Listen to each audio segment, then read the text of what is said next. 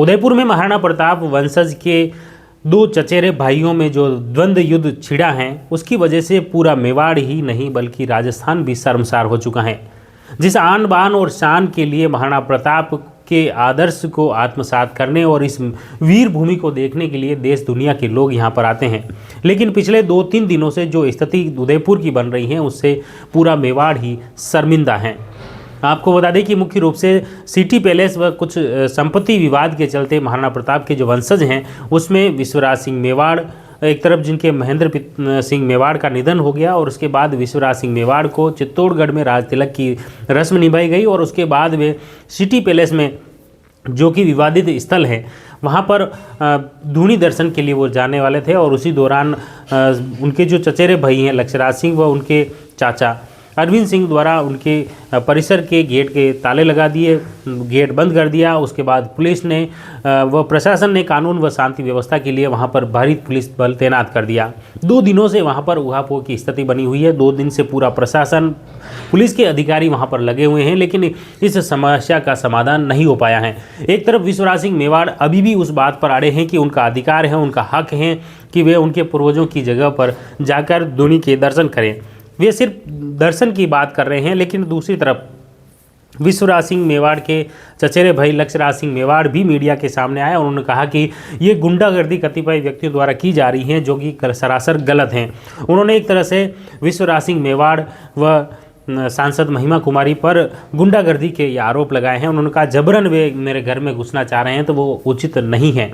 उन्होंने बताया कि उनके पास अभी कोई भी ऐसा उनकी तरफ से प्रतिनिधिमंडल नहीं आया है कि अगर 2 लोग 4 लोग 5 लोग जो कि धूनी के दर्शन करके वापस निकल जाए, वो जबरन उनके घर में घुसना चाह रहे हैं। इसके लिए उन्होंने पहले ही अखबारों में खबरें दे दी, टीवियों में खबरें दे दी, जबकि उनका घर है, उनके घर से उनकी अनुमति तक नहीं ली, उनसे पूछा तक नहीं।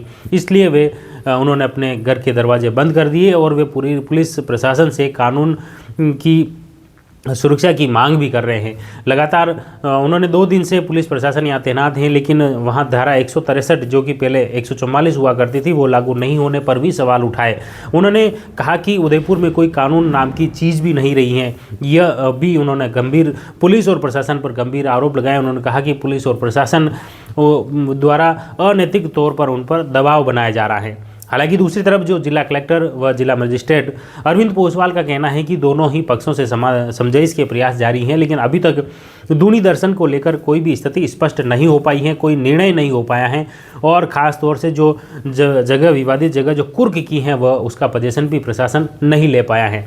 फिलहाल विश्वराज सिंह मेवाड़ आज सुबह 10:15 बजे कैलाशपुर स्थित एकलिंगनाथ मंदिर पहुँचेंगे, जहाँ पर उनके दर्शन का कार्यक्रम है। वहाँ पर खास बात शोक भंग की रस्म यहाँ पर निभाई जाती हैं। एकलिंगनाथ के दर्शन के बाद वे जैसे ही बाहर आते हैं, पंडितों के वैदिक मंत्रोच्चार के साथ पंडितों द्वारा उन्हें रंग दिया जाता है और उस रंग के साथ उनके परिवार का शोक भंग होता है, क्योंकि महाराणा महेंद्र सिंह मेवाड़ का निधन हो गया था। उसके बाद चित्तौड़गढ़ दुर्ग में उनके राज तिलक की रस्म निभाई गई और इसके साथ ही नाथद्वारा के विधायक विश्वराज सिंह मेवाड़ पूर्व राज परिवार में महाराणा की पदवी पर विराज गए हैं। अब इस पूरे मामले को लेकर आने वाले समय में प्रशासन, पुलिस क्या कुछ भूमिका निभाता है, क्या इस विवाद का समाधान होता है या इसी तरह मेवाड़ और महाराणा प्रताप की यह भूमि का इसी तरह देश दुनिया में इस परिवार की जो विवाद हैं वो इसी तरह सार्वजनिक सड़कों पर उतरेगा, इसी तरह हालात बेकाबू होते रहेंगे।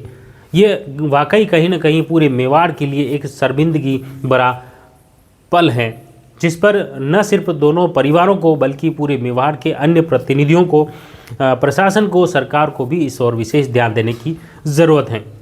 हमारा प्रयास रहेगा इस पूरे घटनाक्रम से जुड़ी हर एक अपडेट आप तक पहुँचे। आप जुड़े रहिए जयवर्धन न्यूज़ के साथ। धन्यवाद।